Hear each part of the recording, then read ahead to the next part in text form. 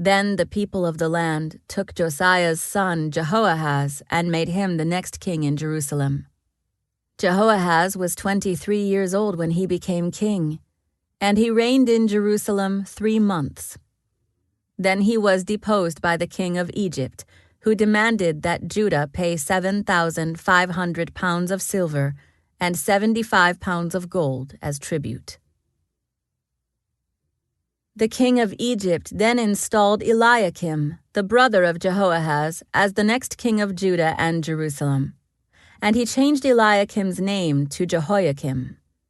Then Necho took Jehoahaz to Egypt as a prisoner. Jehoiakim was 25 years old when he became king, and he reigned in Jerusalem 11 years. He did what was evil in the sight of the Lord his God. Then King Nebuchadnezzar of Babylon came to Jerusalem and captured it, and he bound Jehoiakim in bronze chains and led him away to Babylon. Nebuchadnezzar also took some of the treasures from the temple of the Lord, and he placed them in his palace in Babylon. The rest of the events in Jehoiakim's reign, including all the evil things he did and everything found against him, are recorded in the book of the kings of Israel and Judah. Then his son Jehoiakim became the next king. Jehoiakim was 18 years old when he became king, and he reigned in Jerusalem 3 months and 10 days. Jehoiakim did what was evil in the Lord's sight. In the spring of the year, King Nebuchadnezzar took Jehoiakim to Babylon. Many treasures from the temple of the Lord were also taken to Babylon at that time. And Nebuchadnezzar installed Jehoiakim's uncle, Zedekiah, as the next king in Judah and Jerusalem. Zedekiah was 21 years old when he became king, and he reigned in Jerusalem 11 years. But Zedekiah did what was evil in the sight of the Lord his God, and he refused to humble himself when the prophet Jeremiah spoke to him directly from the Lord. He also rebelled against King Nebuchadnezzar, even though he had taken an oath of loyalty in God's name. Zedekiah was a hard and stubborn man, refusing to turn to the Lord, the God of Israel. Likewise, all the leaders of the priests and the people became more and more unfaithful. They followed all the pagan practices of the surrounding nations, desecrating the temple of the Lord that had been consecrated in Jerusalem. The Lord, the God of their ancestors, repeatedly sent his prophets to warn them, for he had compassion on his people and his temple. But the people mocked these messengers of God and despised their words. They scoffed at the prophets until the Lord's anger could no longer be restrained, and nothing could be done. So the Lord brought the king of Babylon against them. The Babylonians killed Judah's young men, even chasing after them into the temple. They had no pity on the people, killing both young men and young women, the old and the infirm. God handed all of them over to Nebuchadnezzar. The king took home to Babylon all the articles, large and small, used in the temple of God, and the treasures from both the Lord's temple and from the palace of the king and his officials. Then his army burned the temple of God, tore down the walls of Jerusalem, burned all the palaces, and completely destroyed everything of value. The few who survived were taken as exiles to Babylon, and they became servants to the king and his sons until the kingdom of Persia came to power. So the message of the Lord, spoken through Jeremiah, was fulfilled. The land finally enjoyed its Sabbath rest, lying desolate until the 70 years were fulfilled, just as the prophet had said. The Memoirs of Ezra. In the first year of King Cyrus of Persia, the Lord fulfilled the prophecy he had given through Jeremiah. He stirred the heart of Cyrus to put this proclamation in writing and to send it throughout his kingdom. This is what King Cyrus of Persia says: The Lord, the God of heaven, has given me all the kingdoms of the earth. He has appointed me to build him a temple at Jerusalem, which is in Judah. Any of you who are his people may go to Jerusalem in Judah to rebuild this temple of the Lord, the God of Israel, who lives in Jerusalem. And may your God be with you. Wherever this Jewish remnant is found, let their neighbors contribute toward their expenses by giving them silver and gold, supplies for the journey, and livestock, as well as a voluntary offering for the temple of God in Jerusalem. Then God stirred the hearts of the priests and Levites and the leaders of the tribes of Judah and Benjamin to go to Jerusalem to rebuild the temple of the Lord. And all their neighbors assisted by giving them articles of silver and gold, supplies for the journey, and livestock. They gave them many valuable gifts in addition to all the voluntary offerings. King Cyrus himself brought out the articles that King Nebuchadnezzar had taken from the Lord's temple in Jerusalem and had placed in the temple of his own gods. Cyrus directed Mithridath, the treasurer of Persia, to count these items and present them to Sheshbazzar, the leader of the exiles returning to Judah. This is a list of the items that were returned. Gold basins, 30. Silver basins, 1,000. Silver incense burners, 29. Gold bowls, 30. Silver bowls, 410. Other items, 1,000. In all, there were 5,400 articles of gold and silver.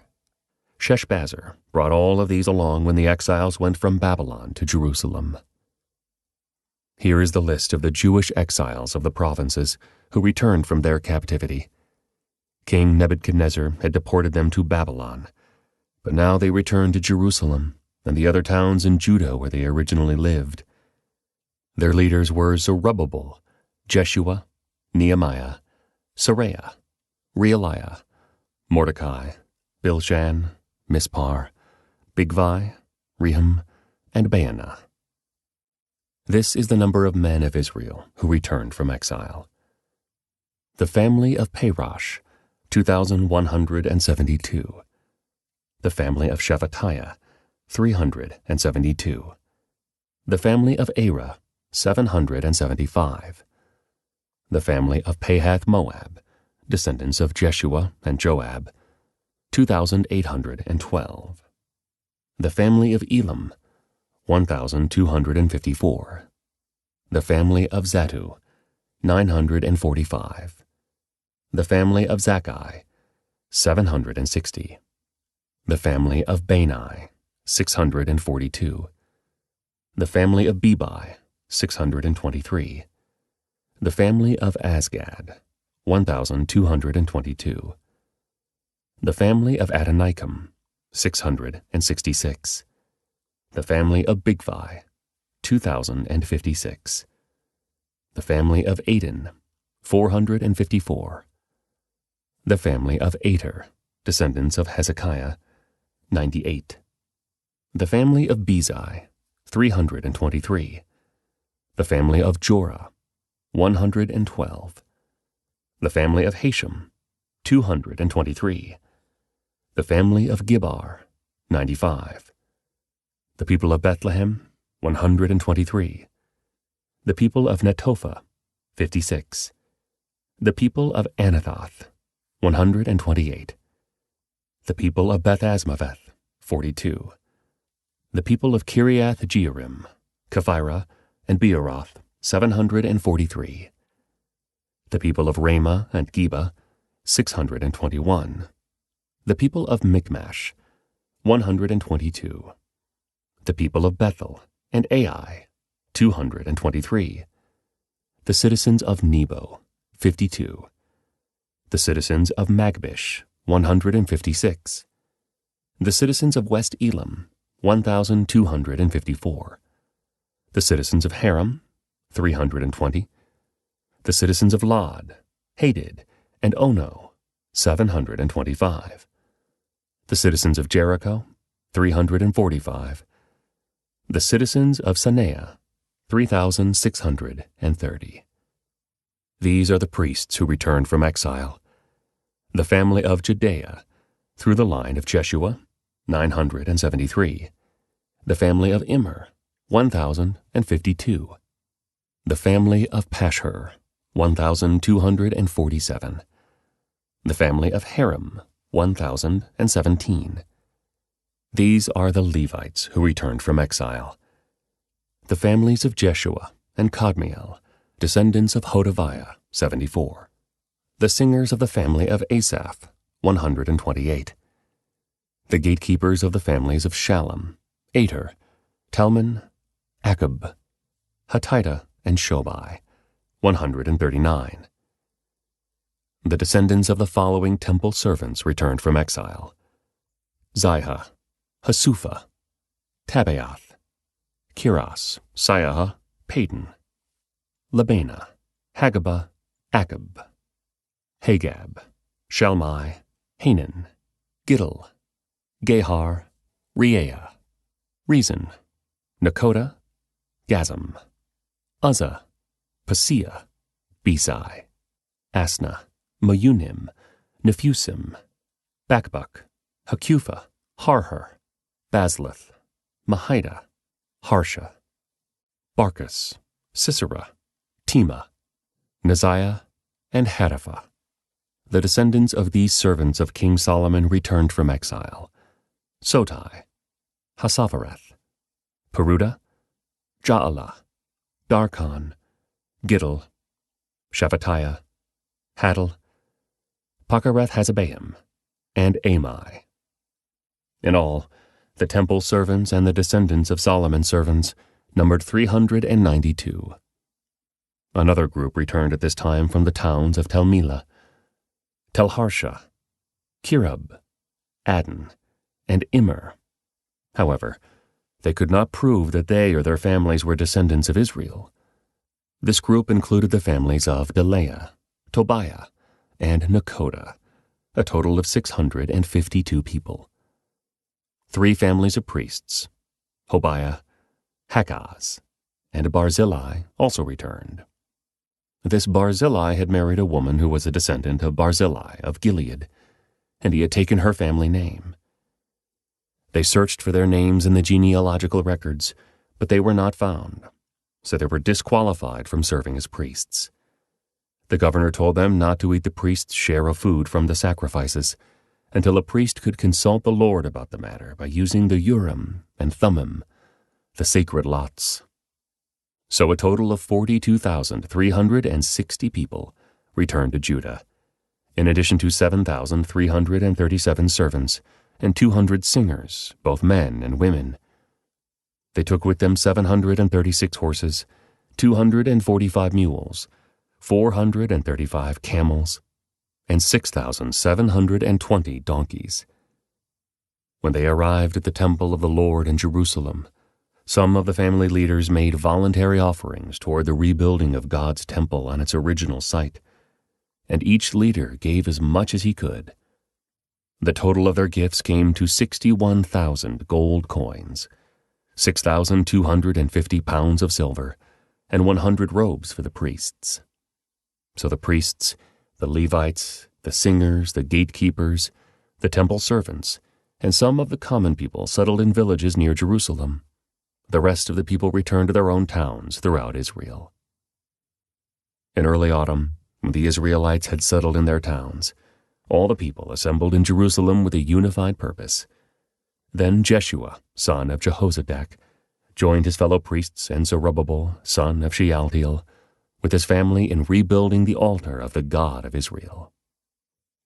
They wanted to sacrifice burnt offerings on it, as instructed in the law of Moses, the man of God. Even though the people were afraid of the local residents, they rebuilt the altar at its old site. Then they began to sacrifice burnt offerings on the altar to the Lord each morning and evening. They celebrated the Festival of Shelters, as prescribed in the law, sacrificing the number of burnt offerings specified for each day of the festival.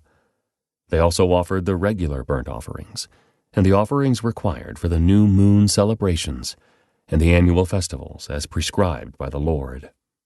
The people also gave voluntary offerings to the Lord. 15 days before the Festival of Shelters began, the priests had begun to sacrifice burnt offerings to the Lord. This was even before they had started to lay the foundation of the Lord's temple. Then the people hired masons and carpenters and bought cedar logs from the people of Tyre and Sidon, paying them with food, wine, and olive oil. The logs were brought down from the Lebanon mountains and floated along the coast of the Mediterranean Sea to Joppa, for King Cyrus had given permission for this. The construction of the temple of God began in mid-spring, during the second year after they arrived in Jerusalem. The workforce was made up of everyone who had returned from exile, including Zerubbabel, son of Shealtiel, Jeshua, son of Jehozadak, and his fellow priests, and all the Levites. The Levites who were 20 years old or older were put in charge of rebuilding the Lord's temple. The workers at the temple of God were supervised by Jeshua, with his sons and relatives, and Kadmiel and his sons, all descendants of Hodaviah. They were helped in this task by the Levites of the family of Henadad. When the builders completed the foundation of the Lord's temple, the priests put on their robes and took their places to blow their trumpets. And the Levites, descendants of Asaph, clashed their cymbals to praise the Lord, just as King David had prescribed.